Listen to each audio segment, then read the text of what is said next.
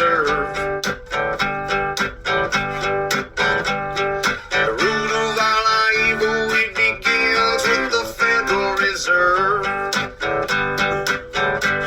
Hey, yeah, well, let's go back in time when everybody was so proud of America. I'm Tommy Salmons. This is Year Zero. Today, Adam Patrick joins me on the show. I had Adam join me just to kind of go through some of our thoughts of some of the things that we've been dealing with as far as the metaphysical and how we should look at origins and myths, and just kind of rolling through a lot of different thoughts and a lot of different ideas. It was a pretty deep discussion. It was a lot of fun. I always enjoy talking to Adam. He's someone I talk to a lot. So I'm sure you will enjoy this show. RyanBunting.com for all of your graphic design needs. Go to RyanBunting.com. Ryan Bunting is a great libertarian and a great anarcho-capitalist. He's also a fairly awesome racist. So go to RyanBunting.com for all of your graphic design needs. Ask him to say the N-word and get 10% off. RyanBunting.com. LibertarianInstitute.org is where you will find this podcast, Conflicts of Interest with Kyle Anslone, Liberty Weekly with Patrick McFarland, The Scott Horton Show, Don't Tread on Anyone with Keith Knight, and a host of great writers such as Jim Bovard and Kim Davidson. Also, Patrick McFarland writes weekly at the libertarianinstitute.org, as does Sheldon Richmond. So go to the libertarianinstitute.org and check out all of the great content that we are putting out regularly. Thank you, Tom Burton, for the music. Enjoy the show. All right. I'm here once again with my good friend Adam Patrick, who I haven't talked to in quite a while, but I'm excited to have a conversation with tonight. What's up, dude?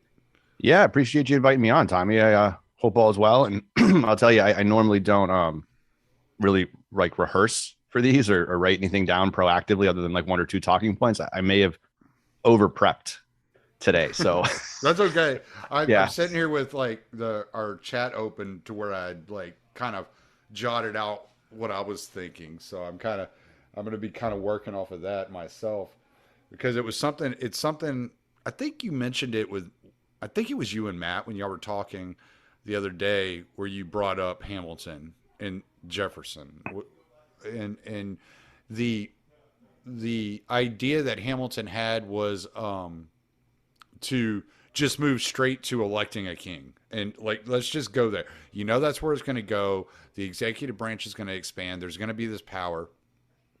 So that's where we should go. We should just go ahead and elect a king. And so I'm looking at Jefferson quotes around that same subject. And I ran into this quote that I found really interesting that I was unfamiliar with, that Jefferson had said. And it's, "I had rather ask an enlargement of power from the nation where it is found necessary than to assume it by a construction which would make our powers boundless." So basically he's saying, I'd rather go ahead and centralize the power where the power could reside more trustingly than to allow a situation where power just keeps expanding and expanding and expanding with no limitations on it. And I think I've heard Matt say that by definition, the United States system is decentralized. Like everybody's saying, oh, decentralization. Mm-hmm. And he's like, it is decentralized. There's a finite amount of power, and that power is distributed amongst all these bureaucracies. And the bureaucracies came into being to take the responsibility off of the citizenship. So the citizens gave up their power in order to create this bureaucratic state of decentralized power. And this is why you have so many different bureaucracies to fight you, like the FDA, EPA, all this stuff. Whereas if you would have left it all in the hands of, let's say, the three branches of government and just left it there and said, okay, y'all get all the power, y'all figure this out, then it may be, I don't know if you could say a better system, but it would be much easier to fight. It'd be much easier to focus your attention on where the power structure is and how to attack the power structure. Yeah, I mean, I think that's the general idea behind sort of the quote unquote post-libertarian movement, right? Is to kind of recognize these things and sort of talk about structures of power and, you know, how an ideal government in the absence of none, right? Because we live in reality, how that would look. No, that makes sense. I mean, it's not like the bureaucratic state popped up against the will of the people, though, right? So even if you were to start out on the very same presuppositions of this particular form of governance, which is based on a particular series of values, and you were to make it monarchical, I think those values would probably sort of end up in the same place. It would just take longer, if that makes sense. But yeah, I mean, like the FDA and the Department of Education, I mean, those were created through popular support based on the values of the society that we live in, which I think are ultimately good values. They're just a little bit misplaced in how they were, actuated in reality. But I think that the tendency of the populace to sort of want to be kind, not cruel, loving, not hateful, like the right tendencies are there to help people. But it isn't that the government itself wasn't like structured properly. It's that the underlying values that presuppose that style of government don't really lead itself to something monarchical or something non-decentralized. It sort of like has to eventually degrade into this by the very nature of what it was created to expound upon. If that makes sense. Yeah. Yeah. Well, and I think this kind of expands on the conversation Buck and I just had on the book Nihilism by Father Seraphim Rose, which is because what I found interesting, even with your description of it, you're saying the people gave up that power. They voluntarily relinquished that power to the state, and the state created these bureaucracies in order to suck up that power and to absorb that power and utilize it in that particular direction. So in that book, what Father Seraphim Rose is talking about is that one of the main tenets, at least of the book, is that liberalism is like kind of an inversion of Christianity, right? So you have like what liberalism does is it gathers its morality from popular opinion, right? So the morality of the liberal society would be then featured from the bottom up, and the morality of a Christian society would be featured from the top down. And it seems to me like there's like this kind of like psychological, within the human psyche, there's this necessity to look to a hierarchy, to a hierarchical structure for that morality, for that direction. And so you're always looking to your leader for your next marching orders. Most people are followers. Most people are not leaders.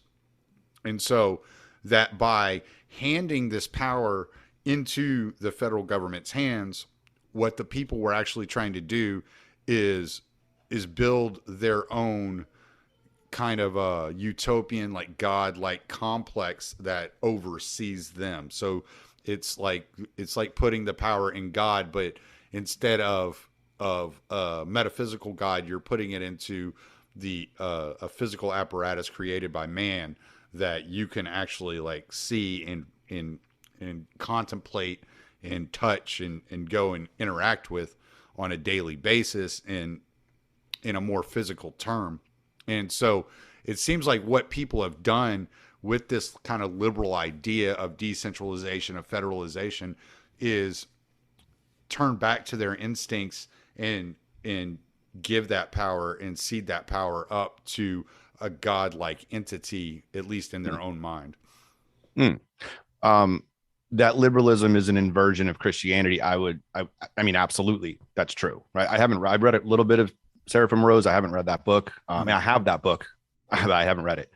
So I was glancing through it when you guys were talking a couple of times. You're trying to, like, you and Buck were trying to find quotes, and I'm like, oh, that's super interesting. Let me see if I can find that.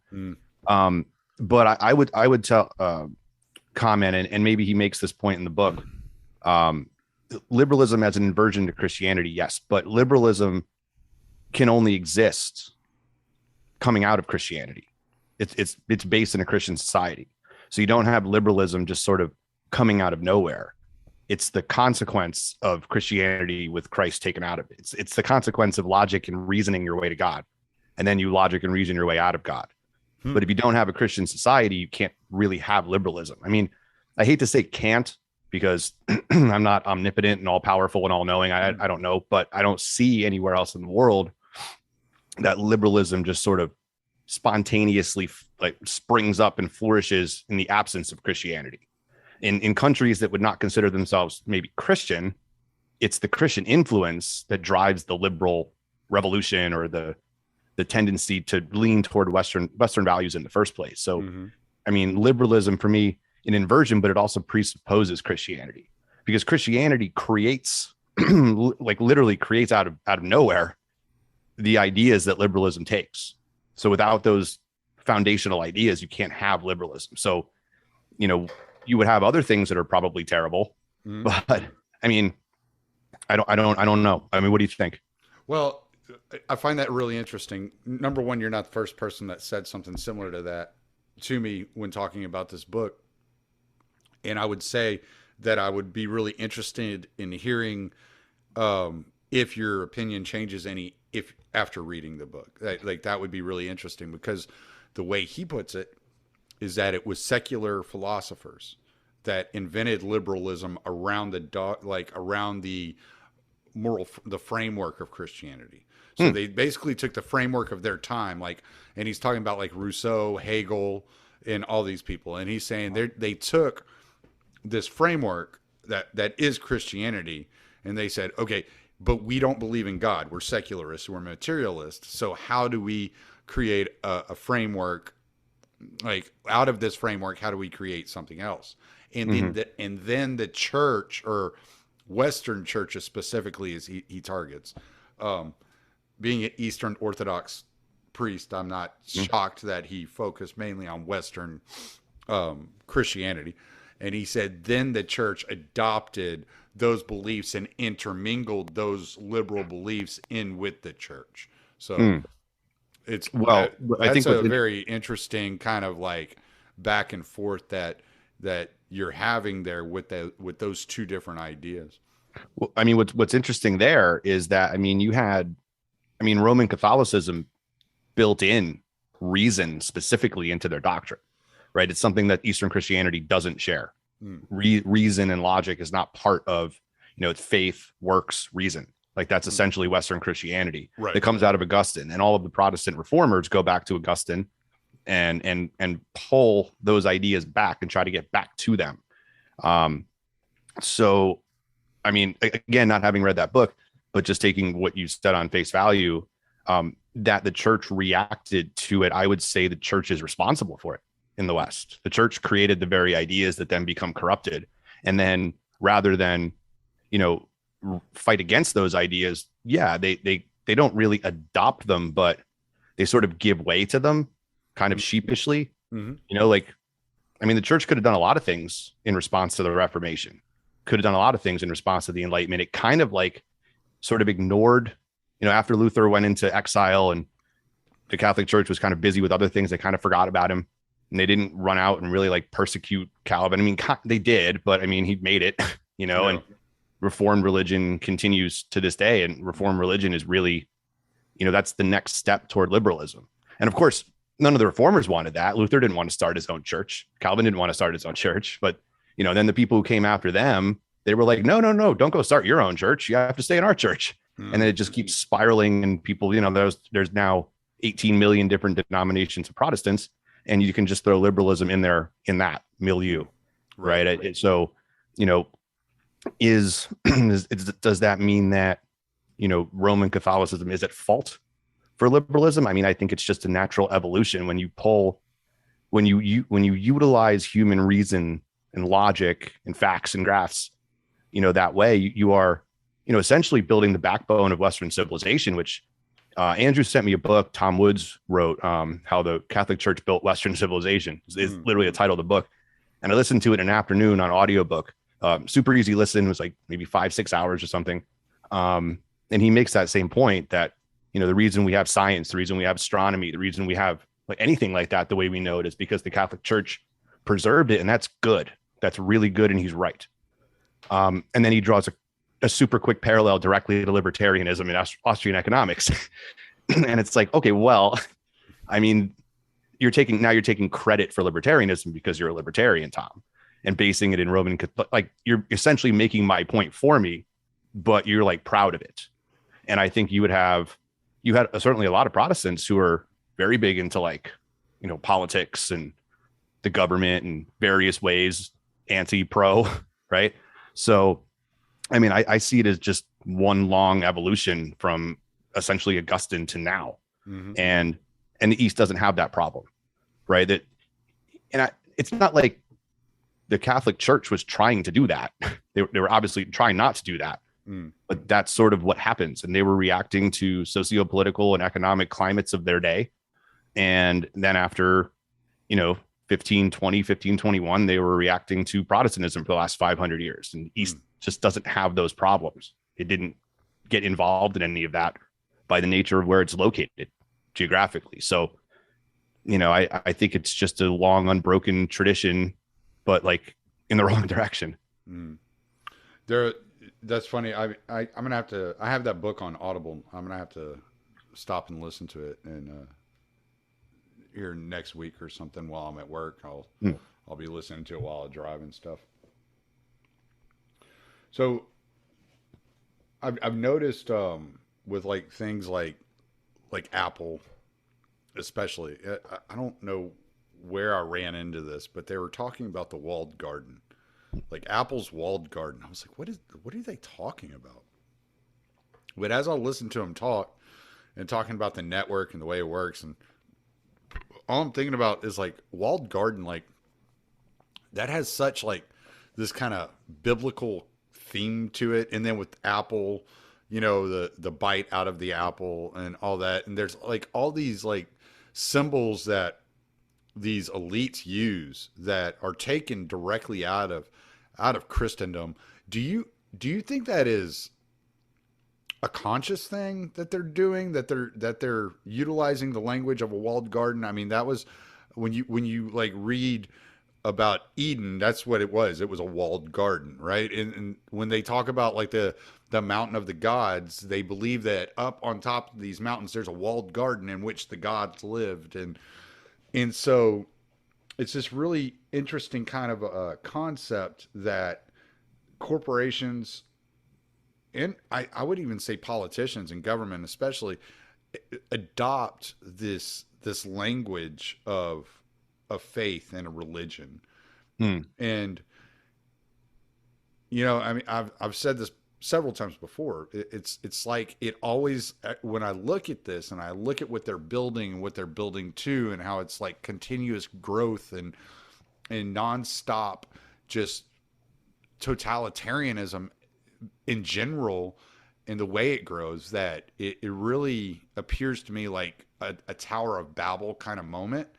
And then when you see that, like just in this country alone, you have like different sects, you know, like whether it's conservatives, post-libertarians, libertarians, or leftists, liberal, like old school, like boomer liberals. We're all speaking the same language, but none of it makes sense. It's all garbled. Like, like we're using the same words, but speaking different languages, you know? Yeah. Yeah. You mentioned that. Sorry. You mentioned that in the chat. And, no, I think that's true. I actually have, I think, a couple of points on that. One, just somebody with a marketing background, you asked, is it conscious, right? Like, is it someone deciding that? And I will tell you, I've had experience with marketers who are very aware of using Christian or Buddhist or whatever religious symbols, and they pick those and go with that narrative specifically. I have seen that. So that is possible. I don't know in the case of Apple. It could also be that those archetypes are so ingrained in Christendom being obviously a culture, a society based in Christianity, right? So not quite Christianity, but a society based on Christianity. They're so ingrained as the archetypes that even subconsciously they come up, right? Like we would never really think to independently use Eastern mystic, imagery in our lives and in our marketing, because nobody would really understand what it meant. And if you've ever seen like a esoteric, Chinese commercial, you're kind of like, I have no idea what they're selling or what they're doing, but that makes sense to that audience because they grow up in that particular culture. So I've seen it one way. I'm 100% certain it's the second way in almost every case. Could be either, but I think the underlying thing there is we're such a rational, quote unquote, intelligent, secular society that we equate the word myth with the word mythology.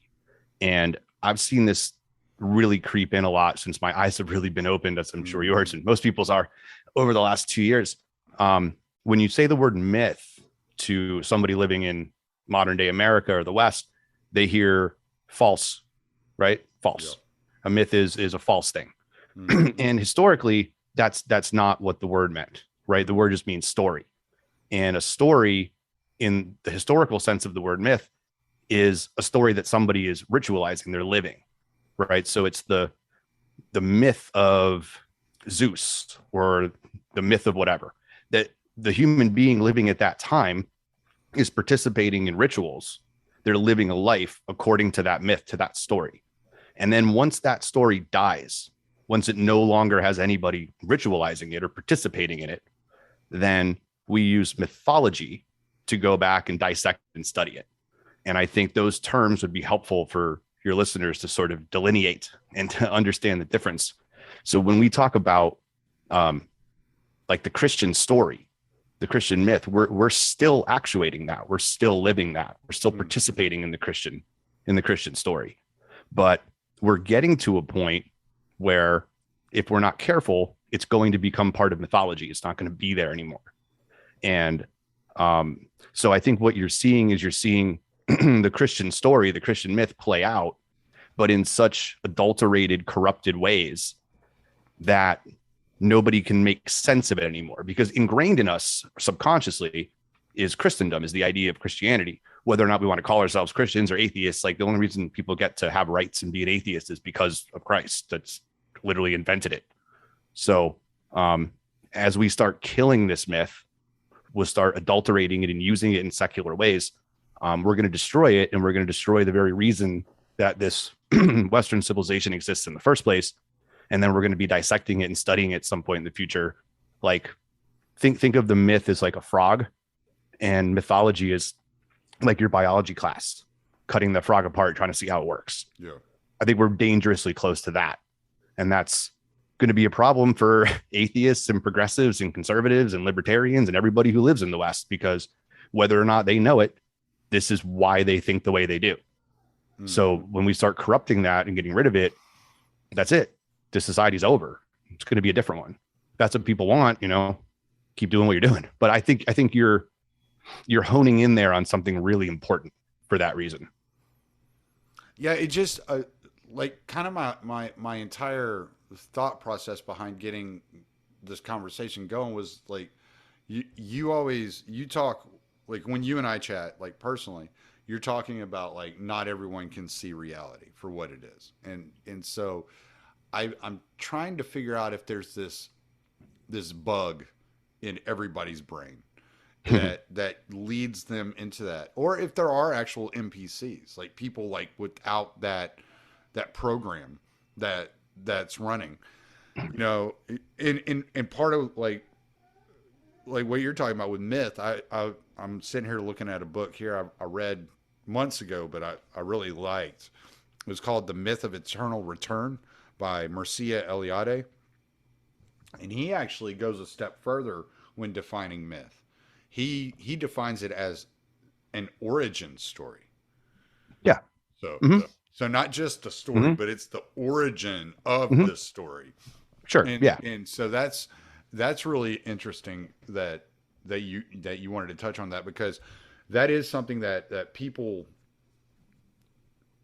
need to understand a little bit better. It's when you're when you sit down and you're recalling events that happened and you're telling a story, you're not recalling the events specifically as they happened. You're recalling the events as they were important to you, right? And so the retelling of a story is a myth by all intents and purposes. And so that story is true, but what kind of truth? Is it literal truth? Is it what happened? Or is it conveying a bigger idea? And that's where people get all tangled and misdirected. And I had this conversation with a Protestant friend of mine the other day, was like, yeah, like, I'm not saying the Bible isn't true. I'm saying that what you're looking at in a lot of places within the Bible, you're seeing patterns. And those patterns are more than true. They're so true. They're like, what Jordan Peterson call it, meta true. You know, like, I don't know another way of saying it. It's more true than that tree in my yard. You know, it's so true. You can't escape that pattern. Right. Because I mean, it's describing reality, right? It's describing the realness of reality. And, you know, you mentioned something about telling the story. It's the reason, and I'm going to keep tying this back into Christianity because that's just my aim here, but it's the reason where that's fine. That's fine. I'm, like I said, I think there is a Christian bug like that's dug in. I don't know if that bug's dug in because of culture or if that bug's dug in because it's true. You know what I'm saying? Like, I'm trying to parse that out, like, in my own mind as we're talking here. And I think we'll get there, right? I think we'll get there. What I was thinking of when you were talking about passing the story down, it's one of the reasons, specifically in the Old Testament, but you can see it in the New Testament in a lot of different ways. The Israelites, then the Judeans, and then the Christians are constantly told how to convey this story and why to the next generation and the next generation and the next generation, so that you don't adulterate it, so that you don't get 18 million different versions of the story that end up confusing people to the point where they don't know what the truth is anymore. And then they just start doing whatever they want and go back to paganism, which is what we have. So that's a very astute, you know, a notice on your part. And I would just, if anybody wants like a modern version of this, you know, we've talked at length about the COVID cult, or whatever you want to call the people who are super into COVID, right? The masks and the social distancing and the sanitizing, like, that is a current modern day myth that people are currently participating in that myth. And they are making sure that those who also want to participate in that myth are doing it properly by following the proper instructions, the proper church leaders, right? The same way where when you get Christianity or any religion that no longer has an institution that is keeping you on the path, you start veering off. You can't have people veer off the progressive path. You can't have that. You can't have people veering off the COVID path. That's anathema to that cult. Right? No, you have to get back on, or you can't be part of the group anymore. Right? So they're tapping into that same idea. But as far as like seeing reality, I mean, no human being can perceive reality in the way that it really is. Like, no human being can see God without the word of God being an intermediary. So, I mean, you have people early on in the Old Testament who think the world is flat, right? They very clearly describe that, right? And you have people today who, through science and innovation and learning and reason and logic, realize that is not true. I mean, I realize that's not true. Maybe some of your listeners think it's true. And 4,000 years from now, if we make it that far, people might look back and say, man, those people in 2022 thought the world was round, and people before them thought the world was flat. Like, what are they, like cavemen? They didn't know that this new thing that we discovered is the way that it is. And so you can look at that a multitude of ways, but as human beings progress and learn and develop, we are given information, and we choose whether to use that information for good or for evil. And I would have to imagine that anything that is discovered out of a reality that God created. So he's decided to reveal that to us. And he may have not decided to reveal that to Noah or Moses, you know, or St. Paul, but he's decided to reveal that to somebody now. Now we have to take that very careful so we don't get the televangelist on TV Sunday morning telling you to give all of your money to his parish, right? Because, you know, he's found the new best thing in the new evolution, and we can't use, you know, the discovery of splitting the atom and nuclear fission to destroy cities, but we can certainly power our homes, right? Like, we know what good and evil are. So that's really like what we have to be really careful of as people, to allow ourselves to use the information that we receive, that we tap into in the ether, in the universe, God's creation. We have to use that for good. If we don't know what good is, and we're misaligned from the order of good, then we're not going to know how to use it for good.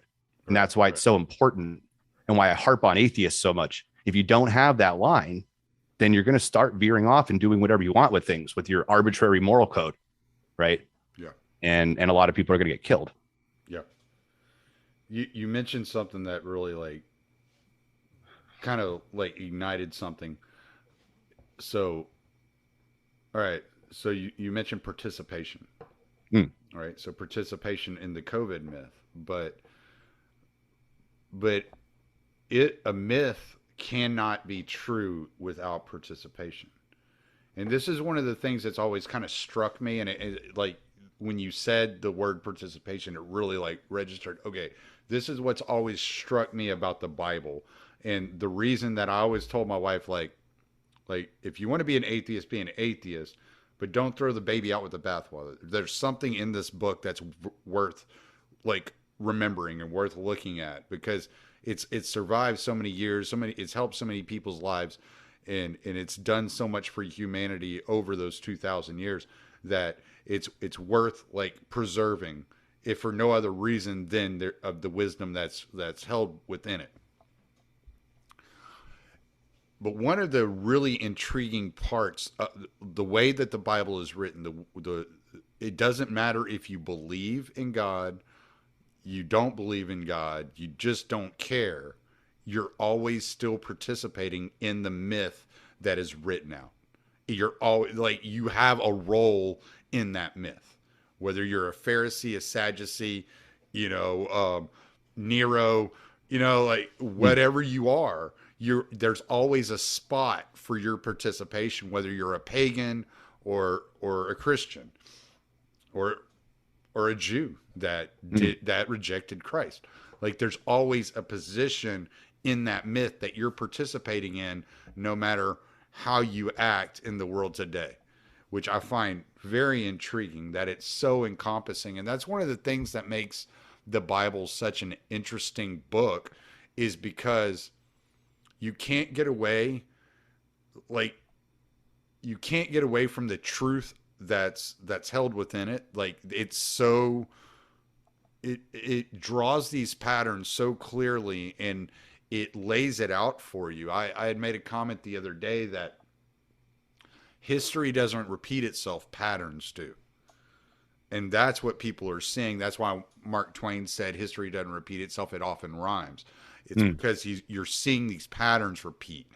And so it's such a brilliant depiction of these patterns and the way these patterns play out, that you have no choice but to participate in the patterns as it's laid out, and that you always have a role within this pattern.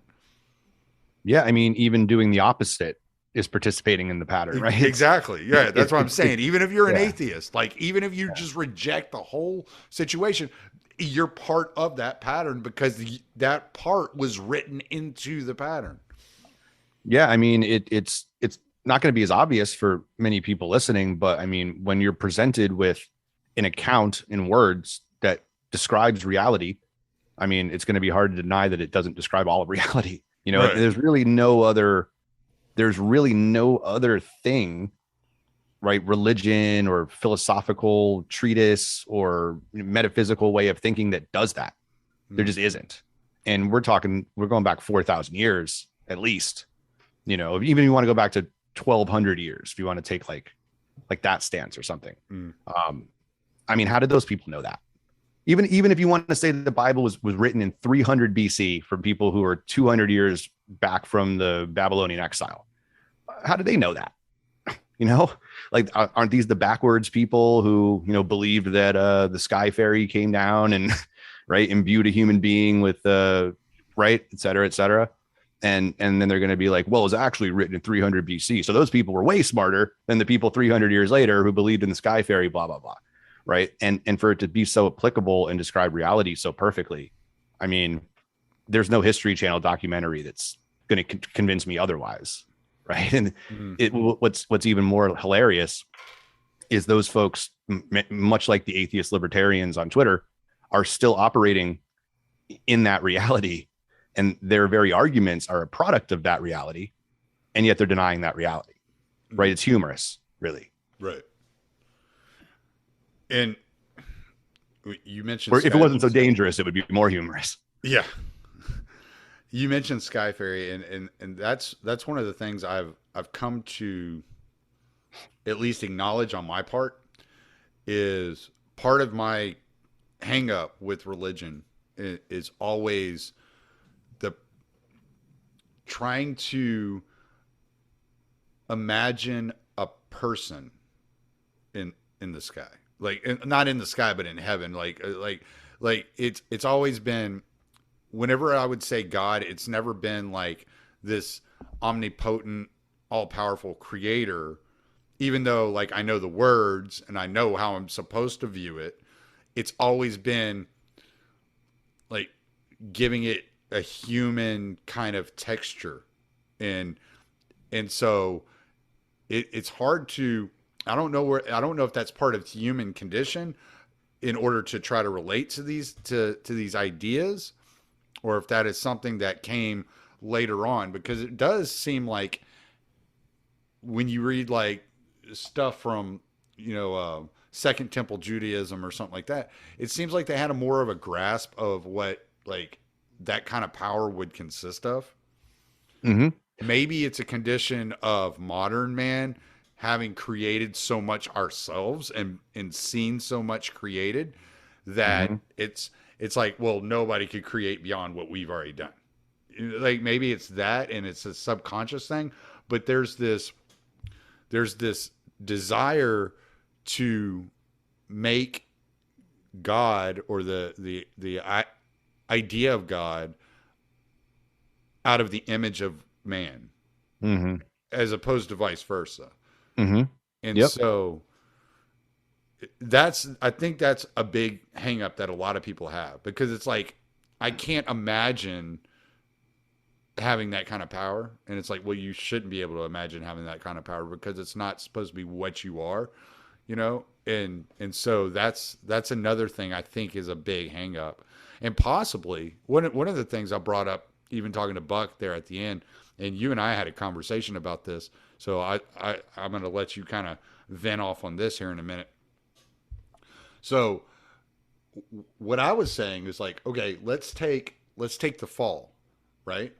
And man, like the snake doesn't know it's a snake, or the snake only knows the nature of a snake. The bear only knows the nature of a bear. But because man had its eyes open to good and evil, which was the knowledge of the gods, that man doesn't understand the nature of man, which means that he doesn't know what he was intended to be. He only knows the nature of the gods without eternal life. So he only knows the nature of trying to be a creator, of trying to imitate the gods, of being a narcissist, of creating this godlike structure out of man-made institutions. And so we got into that a little bit, and not got into it, but we talked about that quite a bit. What do you make of that idea? Like, because I'm wondering, like, can man ever really know it's his nature? So you're talking about after the fall? Yeah, like because of the fall, because of the evidence of good and evil, because his eyes were open to good and evil, given the knowledge of good and evil as the gods had. Remember, there was that moment where God was like, all right, we got to take away the tree of life. We got to get him away from the tree of life, because if this dude lives forever, this is going to hell in a handbasket, basically. And so man gets kicked out of the garden because of his knowledge of good and evil. And there's a line in that story where he says, now he's like us. Right. And so close. Yeah. Right. Yep. and so I'm like wondering, I'm like, at that moment, was man then blinded to man's nature and opened up to God's nature, which is why there are so many narcissists and this kind of like self-centered, kind of Right. lifestyle. I mean, I can I can summarize the story the way that the apostles and Second Temple Judaism and the apostles and the early church fathers in the Orthodox Church see that story, and maybe that would be helpful. Yeah, I'm not sure how to answer that question directly, but I think this might be helpful. So my Western Christian friends are going to disagree with some of this, but you have to bear with me here, because this is just what the Orthodox faith teaches, and it's what the apostles taught and the early church fathers, for the most part, as they were working it out, understood this. Mankind, this is what the story is, Genesis, right? Mankind is not ready for a specific amount of knowledge. They're immature, they're young, they're babies. They will eventually be ready, but they are not ready at that time. They're given free will. They choose to do the opposite of what they were created for. I could get into like some real details about like Adam and the woman, but we won't. And then in his mercy, Yahweh, God, forces them out of the Garden of Eden, forces them out of paradise, because if they were to continue to live in the presence of the tree of life and live forever, they would live forever in a state of sin, and they would never be able to repent and go back. They would never be able to come back to God. Like the demons, they can't repent. They're immortal. They live forever, so they can't do that. So the Eastern idea of leaving the garden is the very purpose of human beings in the first place was to take the Garden of Eden and spread it out to the entire universe, right? The entire planet, the entire universe, to grow the garden, to tend the fields, to eat the fruit, to grow perfection and be fruitful and multiply. So we're still doing that, but we're doing it in a state where we have to come back to God. So yes, I think what you're kind of positing there is maybe true, but like as a result that we have this, that's only going to be an issue if you turn away from what you're here to do, right? If you believe that you're here and there's no purpose to being here and there's no God, or in a very Western sense, God is punishing you and you're going to go to purgatory and you're going to get beaten and flogged, and your parents have to pay for your sins, or if you're a reformer, Jesus has to pay for your sins, then you're probably going to have a corrupted worldview where, you think like the way you were talking. I think that might be a trap to focus on that, because I just don't think it's spiritually helpful. I think realizing that going back into order with God's creation and for what you were created originally to do is much more helpful, but it might not be as philosophically interesting as the question that you're asking. So, do we corrupt and try to pull God down and make him more like us with our paintings and our art? I think when you lose the sense of the spiritual, like the Eastern concept of the nous, N-O-U-S, right, that I was talking about with Matt. Yeah. When you lose that connection to the spiritual, then you're going to start doing and extrapolating all of the things that you see immediately around you. And you're going to start making God look like a bearded guy with his finger out floating on a cloud in a robe that looks strangely like the robe you're wearing and the beard that you have, and whatever color skin you have happens to be the color skin that God has at that particular moment in that particular painting. Or if it's Renaissance art, it's pulling in Renaissance ideas. And if it's pre-Renaissance, it's pulling in those ideas and Dark Ages ideas. And, a lot of it was also influenced by Milton and Dante. So you get a lot of those images that corrupt things. And that's just a product of people missing the point, right? And like art's beautiful. I mean, I like those paintings. I think the paintings in the Sistine Chapel are beautiful. If you look at them as particular representations in that time and place, that can be okay. If you start to think that that's like what God looks like, I think that's not particularly helpful and probably spiritually dangerous. Does that answer your question more or less? Yeah. I think that covers what I'm trying to get at. I don't know if any of that made sense to anybody else, but I'm getting what we're par for the course for me. I got what I'm getting. I'm picking up what we're putting down. One of the things that I found interesting is I was reading the prologue of Orid the other day, and there was one. Let me see if I can find it real quick. The prologue of what? Orid. It was it's by Saint Nikolai. Okay. Orid, and so it's a 2-volume set. It's got stories of saints for every day of the year, and it's really interesting. I don't read it every day. I try, but I don't. There was one saint in here was talking about. I think it was on July 5th, where he said. Let me just paraphrase because it's going to take me a minute to find it. But basically, he said, like, that your job, and you see this with a lot of saints, that, and you even saw this with Jesus, where he would tell people to give up their wealth and follow him. He's just like, sell all your belongings, follow me, like, whatever. So this particular saint had said that the job of the Christian is to go out into the wilderness and find God and find that relationship with God. Right? And that to put away all the things of the earth and just go pursue that until you have that.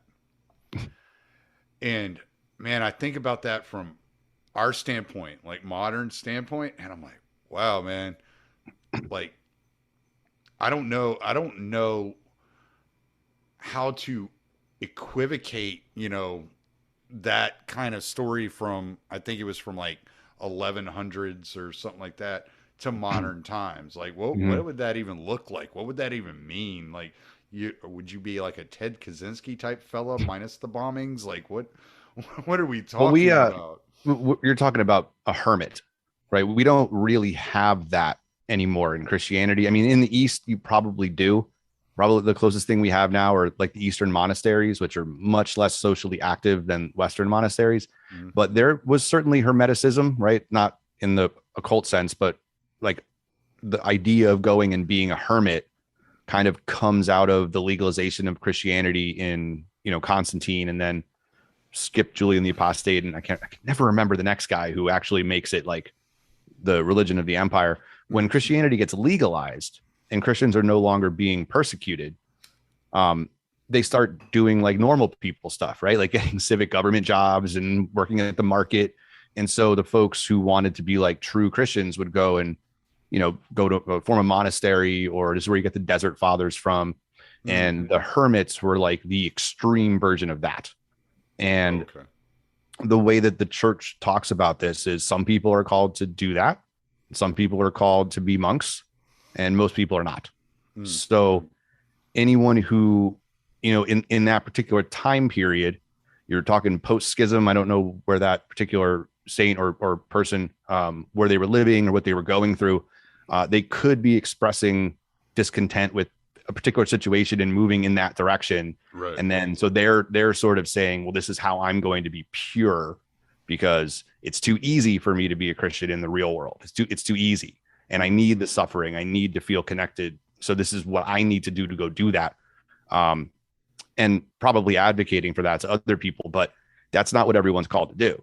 Some people are called to be leaders in their community. And I could even make the argument, and I'm not saying that this is my opinion, but I could even make the argument if I wanted to, that because a life in Christ is a life in the church, the body of Christ, that going off on your own is almost antithetical to being a Christian. But I can't judge that individual because I don't know what God was calling that person to do.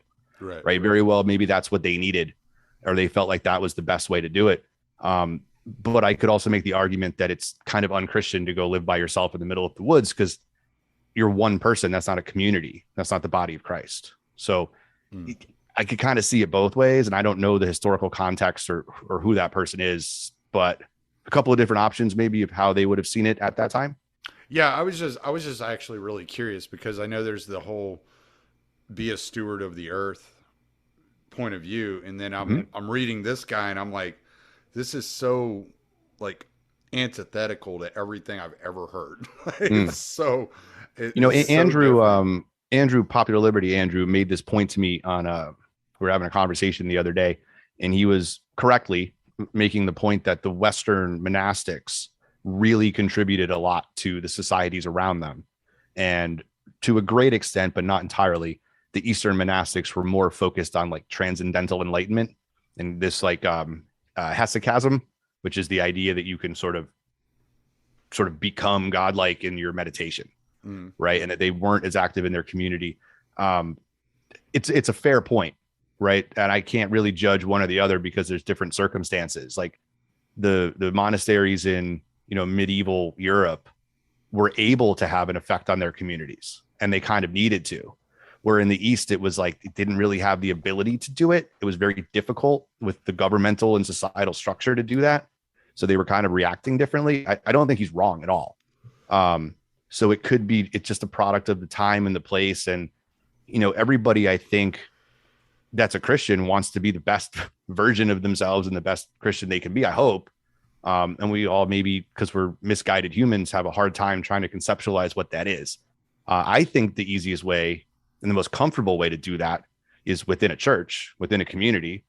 And out of the various communities, the one that has preserved the tradition of Christ and the apostles, unbroken for 2,000 years, seems to be the safest place to do that, right? Like I could build a gym in my basement and I could work out and train for a triathlon, or I could hire a personal trainer and go to a gym and probably be better off.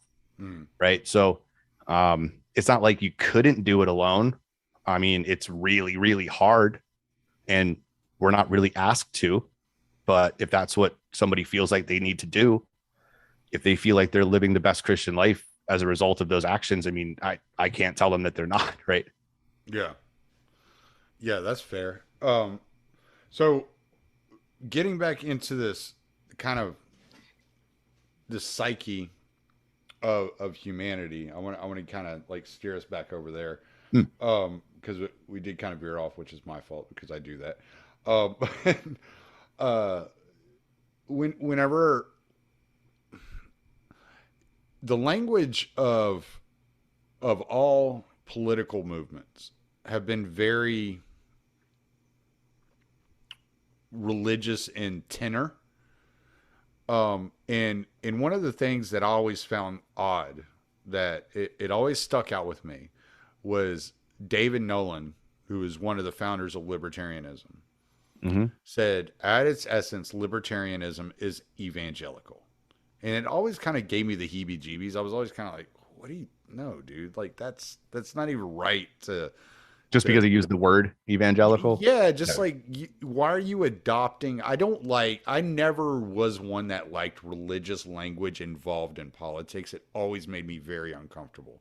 It was always kind of like, I'm not going to worship you, dude. I don't, it's kind of like that meme, like, she's not going to sleep with you. I'm like, I'm not going to worship you, dude.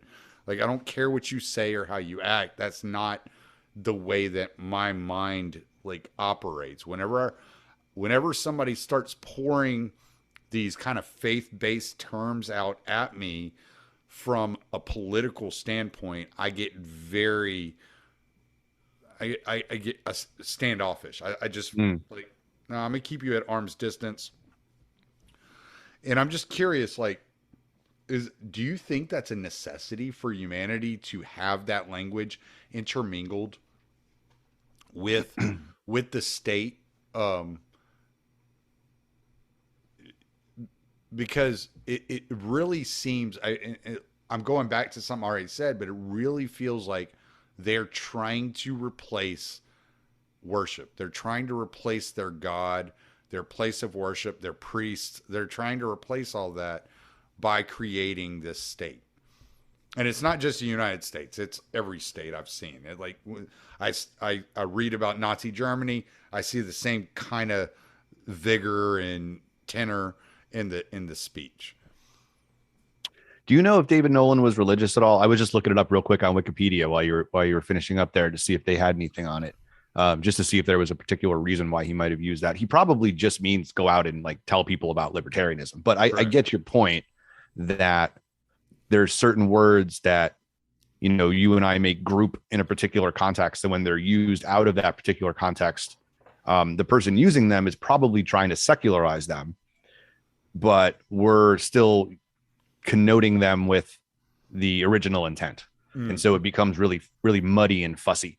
I don't believe that David Nolan was any kind of like religious person in any way. I feel like it would have said that. I don't know a whole lot about him other than he created a chart and he made that comment. And libertarian political theory or the Libertarian Party was born in his living room. That's pretty much like. I mean, my guess would be if he was Christian, he probably wouldn't co-opt the word and use it that way. I'm pretty sure he was a Fed. Well, that's always been my understanding of David Nolan. But listen, I don't know. The guy could be really good, dude. How do I know?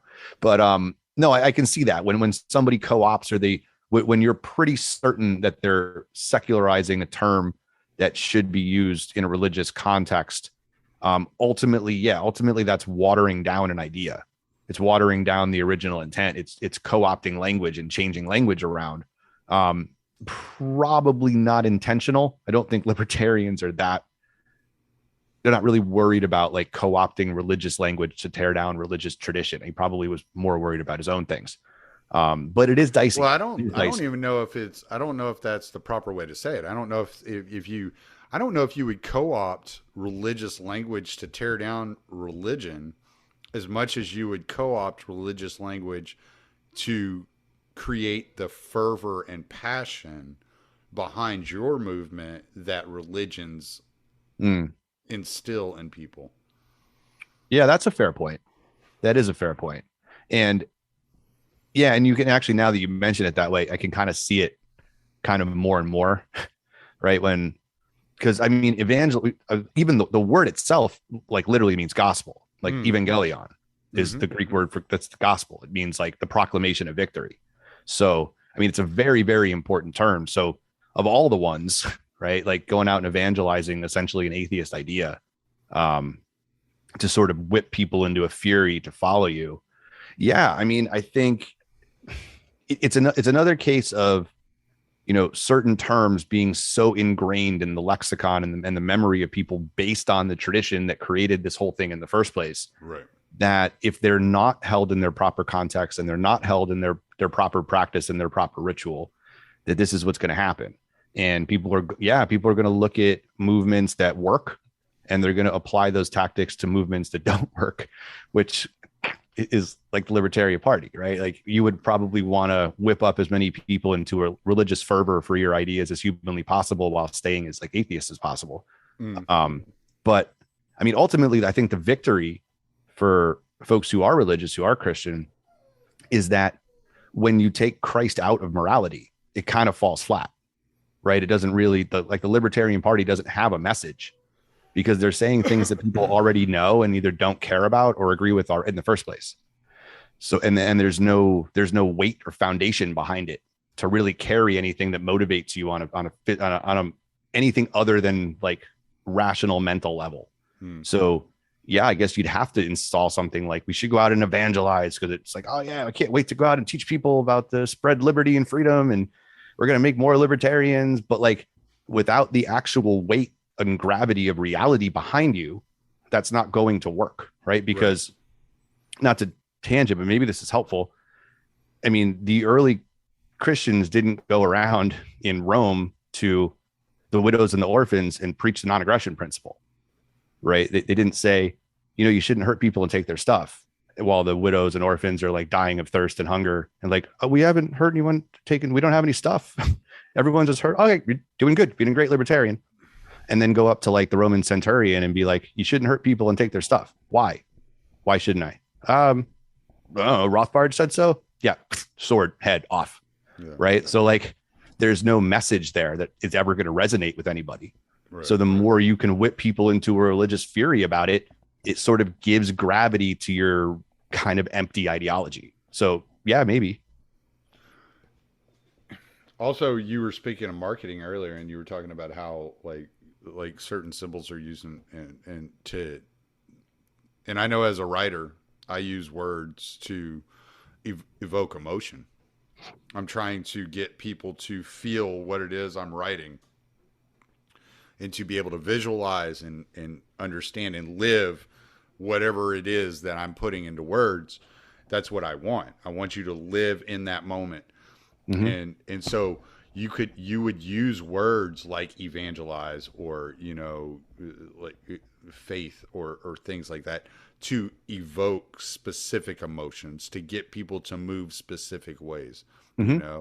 You get these these campaigns, you got the little campaign slogans, hope and change, MAGA, make America great again. You get they're meant to be vague, but to evoke emotion and to move people in a direction that you want them to move by speaking to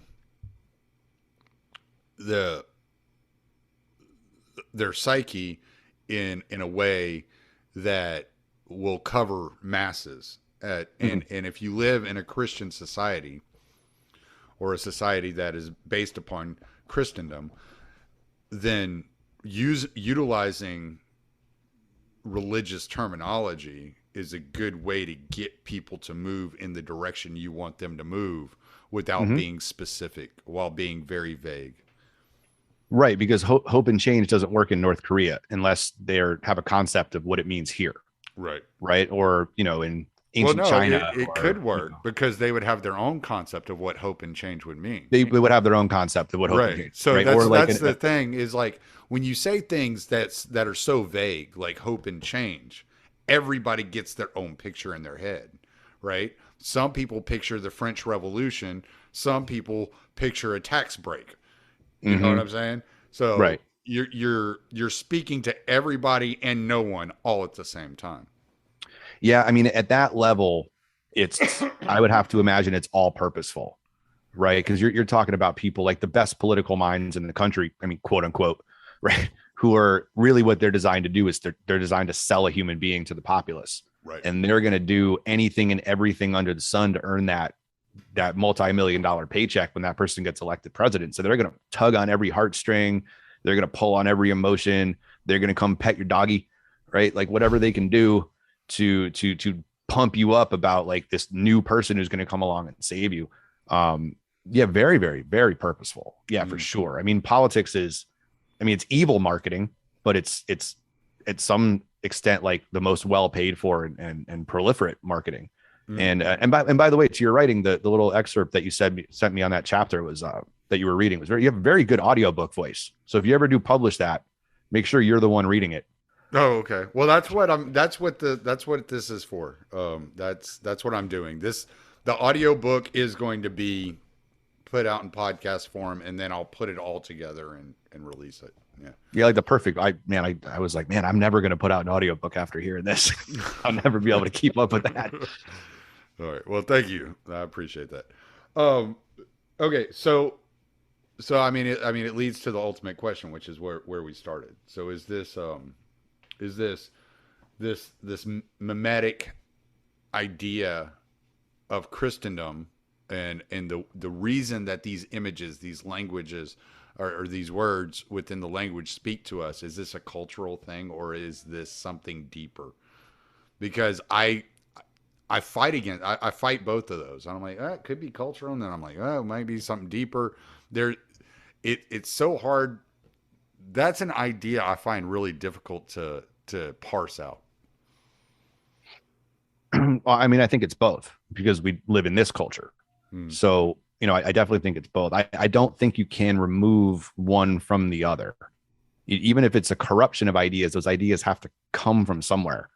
And they really don't even come from cultures that are pre-Christian. I mean, obviously Christians believe Christianity goes back to creation, but I mean, if you're talking about like the Greeks and the Romans, I mean, we've sort of romanticized Greek and Roman civilization to think that they were like really good people, the same way we kind of think like, oh, Columbus went and slaughtered all those peaceful Aztecs who were just sitting around singing Kumbaya and hugging each other, right? And they weren't like ritually murdering babies and each other.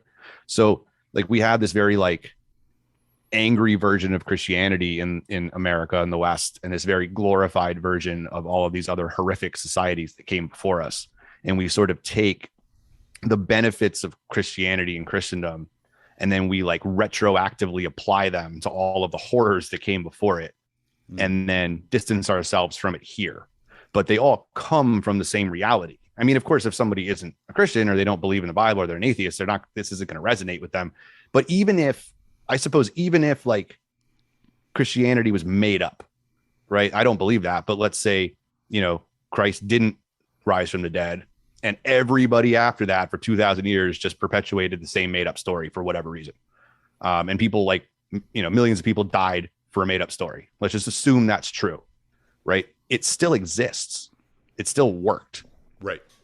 And because you're participating in the myth. That's what I mean. That's ultimately what it boils down to, as far as I'm concerned, is the participation in this myth.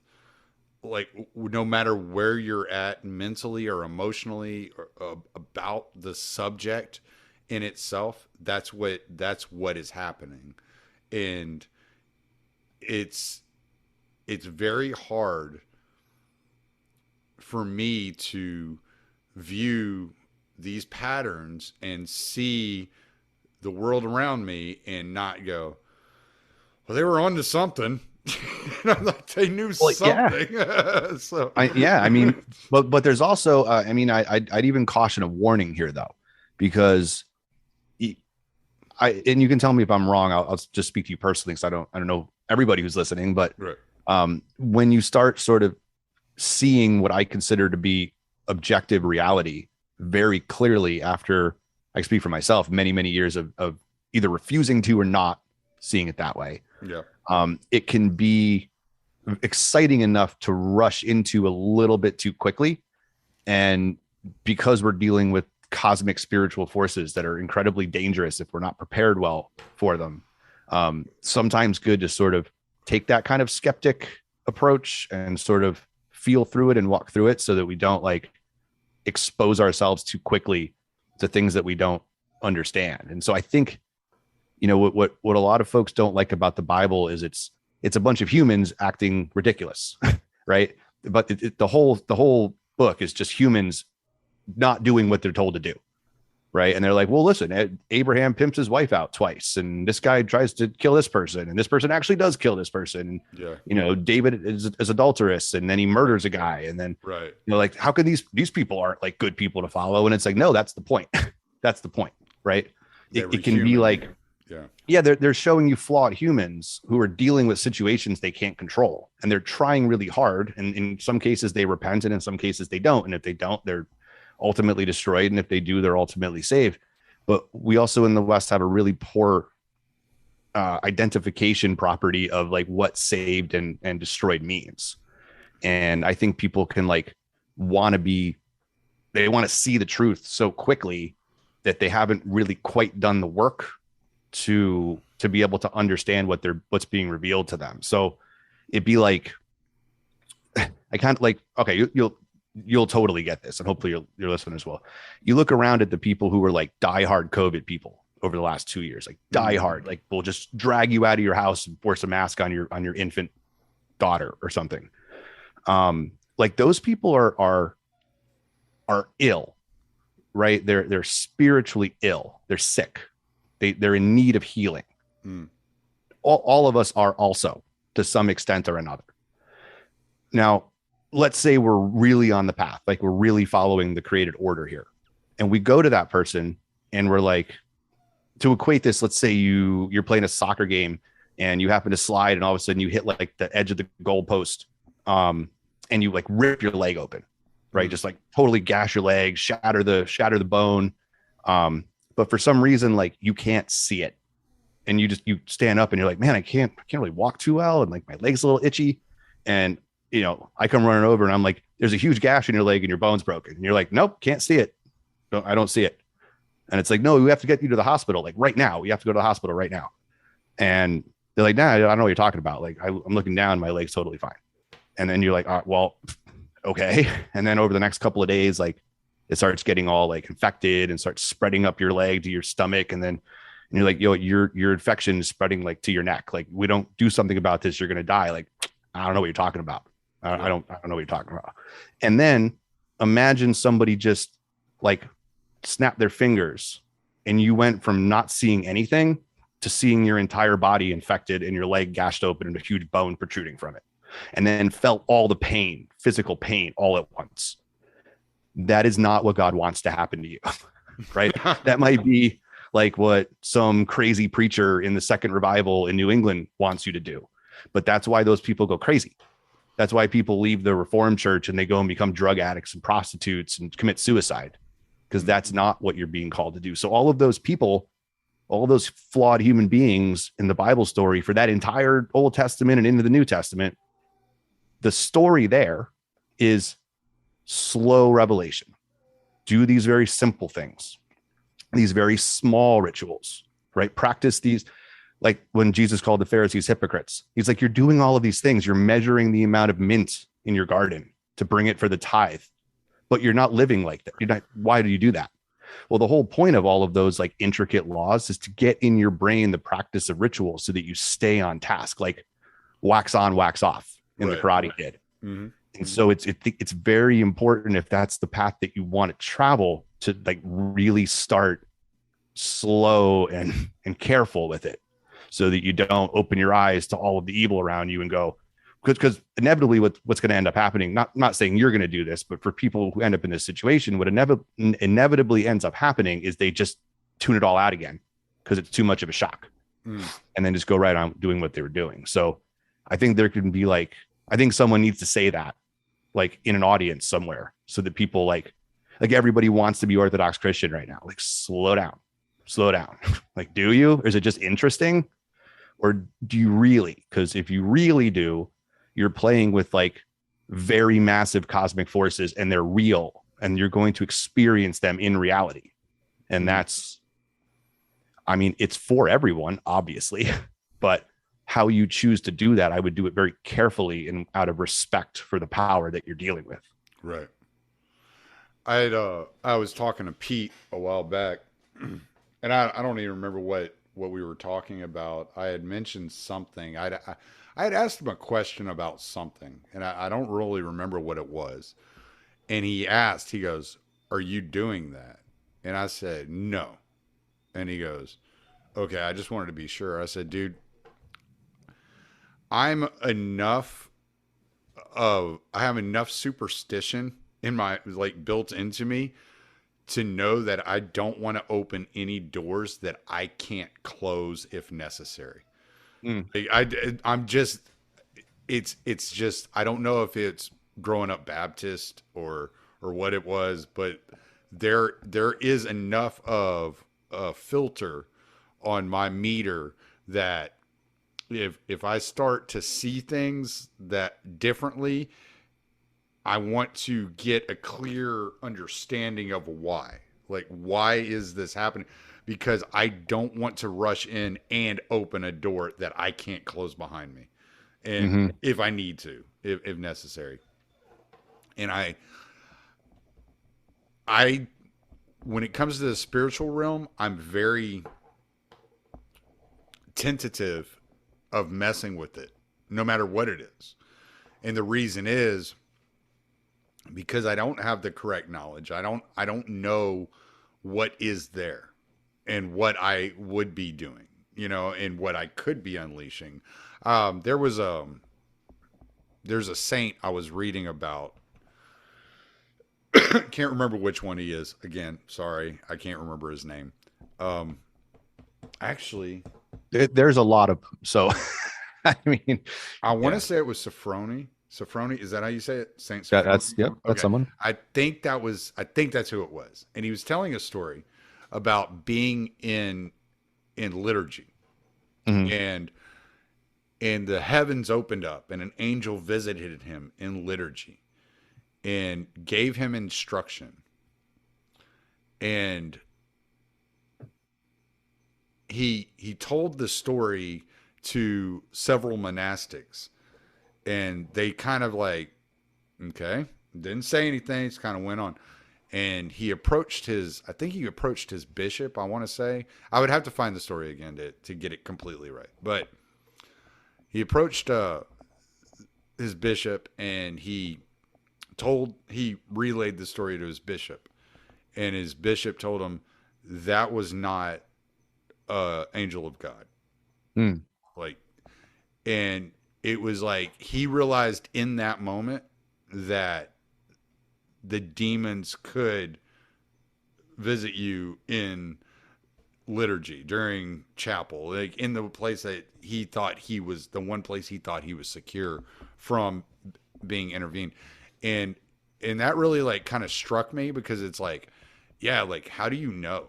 Like how do you know what you're dealing with? You know what I'm saying? Like you're talking about a guy who became a saint, who was very, very involved with Christianity, and found himself on the wrong side of the whole thing in the middle of a liturgy. And it led to a lot of pride. What he was doing, because he wasn't just relaying the story, he was actually bragging about it to the monastics, if I remember correctly. And so knowing your limitations and what you're trying to do, and that there's a learning curve for everything, is very important, right? And so this is why I always make sure when somebody asks me, like even my wife says, or a friend will ask, "Are you a Christian?" I'll be, "I don't know. I don't know." Like I'll tell you what I think and the kind of the way that I'm processing things, but I don't know if I'm ready to say I'm a Christian. I still call myself agnostic. And I certainly would call myself Orthodox in any way, shape, or form, even though I read their texts and I enjoy their texts and I find their texts extremely interesting and thought-provoking. I would never call myself an Orthodox. I've never done anything. I've gone to 2 liturgies. That's it. I've never done anything that it would take to become Orthodox. That's like a ridiculous thing for me to even contemplate at this point in time. Yeah, I mean, there's just a bit. I mean, yeah, you're right. And just to build on that, I mean, there's references in the Bible to sort of erring on the side of it being a demon, right? Where like an angel shows up to somebody in the Bible, it's a few times, and they're like, demon. And they run away, and the angel's like, no, that was okay. That's probably what you should do, rather than just like assume, and in angels specifically, it's written that they won't let you worship them, and that's how you know. But I mean, you could also be tricked. So like, it's like erring on the side of caution. I don't think God's going to get upset that you mistook him for a demon.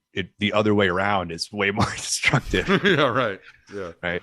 So it's really it's very deep and personal and intriguing, conversation to have whenever we get into this stuff, because it's always like, yeah, because I know what I've experienced and I know what I've seen and I know what my life has been, and I kind of and so at the same time, it's like, how much do I want to open up about all these things and like really talk about them and get into it, Well, I mean, I still listen to a lot of political, podcasts and audiobooks and stuff, because I nerd out on those things. And I also nerd out on theology. Like I could, Protestant versus Catholic versus Orthodoxy theology, and which person said this and which person said that, and where is this script in the Bible? Like I totally nerd out on that stuff. And political ideology is super fun to talk about. Like specifically the stuff you, Pete, like, the quote unquote post-libertarian crowd talks about, Moldbug, Yarvin, like that stuff is so interesting. Right. But even like the nerdy biblical stuff, it's not really always applicable, where like the power stuff is sometimes applicable. And so it makes it like more of an interesting conversation. So you don't end up like boring everybody to death with talking about Christianity all the time. Like it's fun to kind of break it up and be like, all right, well, what'd you do in this political situation? Or how do you think political power is moving over here? And I can do that and abstract myself from it and say, okay, well, I'm going to take off my kind of Christian hat right now and let me put on my post-libertarian hat. We can talk about like political power. I think that's really fun. But like ultimately at the end of the day, like all of the mental exercises in the world are only going to confuse you if you don't have like a path that you're on somewhere. Yeah. And again, even like nerding out on biblical history, biblical studies. Like I thought about going back, getting my master's in theology. But I would never in a million years drop like Bible quotes on people and like verse sayings and like, because I don't even find that interesting. Right. I think just like being on a path and living a particular life and knowing that you're trying really hard and struggling with it, but doing your best and getting better every day is so much more important. And then that makes all those geek out nerdy things that we all talk about like even more interesting, because you can, like I said, kind of abstract yourself out of it and really like have a lot of fun talking about it. So I really enjoy like all the political talk and everything. I'm not, going to do any of those things, but it's so much more interesting than hearing somebody talk about the non-aggression principle for 2.5 hours. Like I'm so happy that the people that I love talking to and spending time with don't want to do that anymore.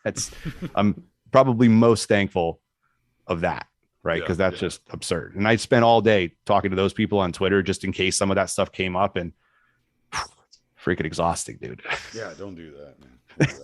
I'm Talk about torturing yourself. I'm not going to talk to you about that stuff. Well, all right. Well, you got any final thoughts? Yeah, I don't know. I mean, I think we kind of touched on everything, and it sounds like, you're really like logicking through these things and working on them. I mean, so am I, and it's fun to just touch base and see what everybody's doing and make sure that we're all kind of like helping each other work through things. I wish I was, more active on texts. I wish I was more active on a podcast, to be honest with you. And hopefully I'll find a way to kind of make this all sort of work in a show that kind of makes sense and doesn't just like beat the same drum over and over again. Cause this sort of like lifestyle journey that I'm on, I want to share it with people, but I don't want to bore them to death, because there's only so much you can talk about. So I appreciate the different paths that like you're on, and Pete and Andrew and Matt and, Rachel and all of these different people who are talking, Buck. Right. And I'm sure I'm missing a bunch. And even like the Catholic and Protestant libertarian folks like Jacob from the Daniel 3 show. I was listening to him a little bit today, talked to Dave Smith. Caleb's doing some good work, like LB, right? Everybody kind of coming at this from sort of similar but somewhat divergent worldviews, and all kind of working together in this sort of weird amorphous community to kind of toward the same goals and sort of pushing each other and maneuvering. I'm thankful to thankfully be a part of that. So, thanks to you, and ultimately, long story short, thanks to you for doing what you're doing and kind of just, being there for me over the course of these last couple of years. Oh yeah, man. Like I consider you one of my really good friends, and I love talking with you and people that like make me think like different ways. Like you always, no matter like what we talk about, it's always like something different. You bring something up and I'm like, shit, now I got to think about that. All right. Like what, how do I bring this into this whole worldview and, kind of make that calculation. So that's always fun. I always enjoy that. So, ditto, right? That should be like the mark of any good friendship, is you always learning from each other. Yeah.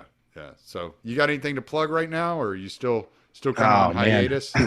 Well, eventually, the rebrand is from You're Talking Over Me is going to be the Age of Information. And the idea here is kind of sort of what we were talking about, but how do we apply Christian values in a way that don't end up destroying a civilization and also don't end up turning us into hermits, right? Like that's kind of like we live and operate in the real world. And if we're going to in any way save Christendom, save the society that we're living in, we have to first realize why we're here, like the actual values and where they come from. They come from Jesus Christ. They don't come randomly out of the ether. Right. And then we have to figure out what to do with Twitter and cell phones and on-demand movies and people who are constantly trying to run me over in their cars and like, like all of these technological innovations we do with them. That's what I kind of hope to do, like pull people on from the tech industry and different parts of like different industries and kind of talk to them about like how they're working through these things and how they're staying guided. So, but I have to actually do it. So when I do it, you will be one of the first to know. I can't wait. All right, let's end this recording. Toodles.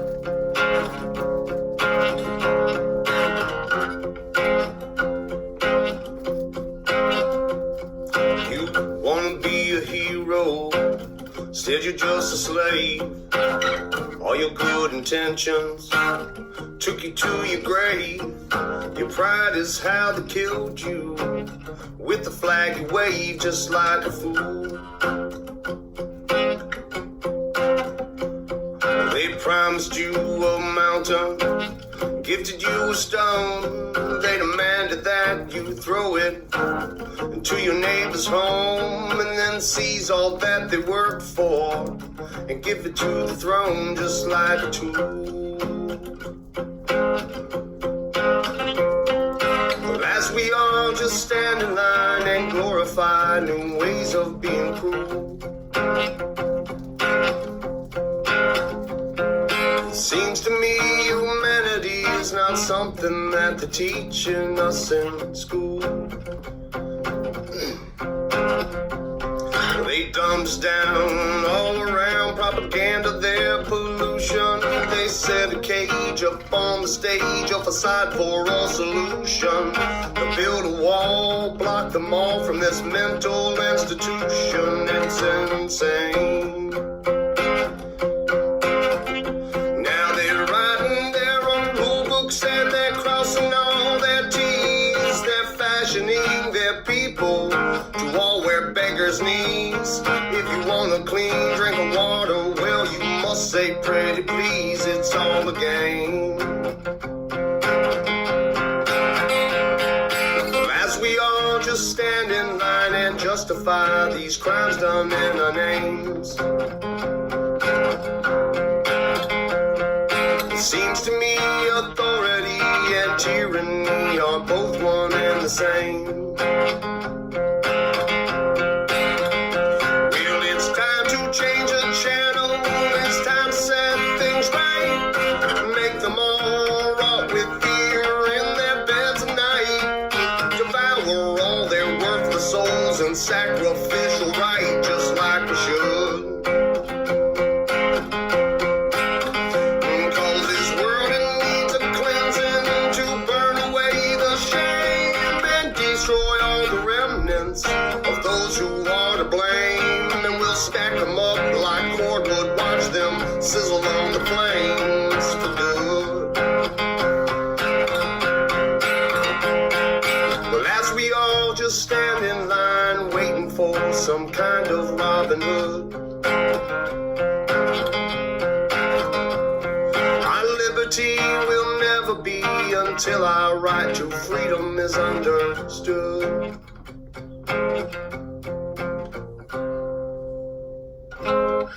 Thank you.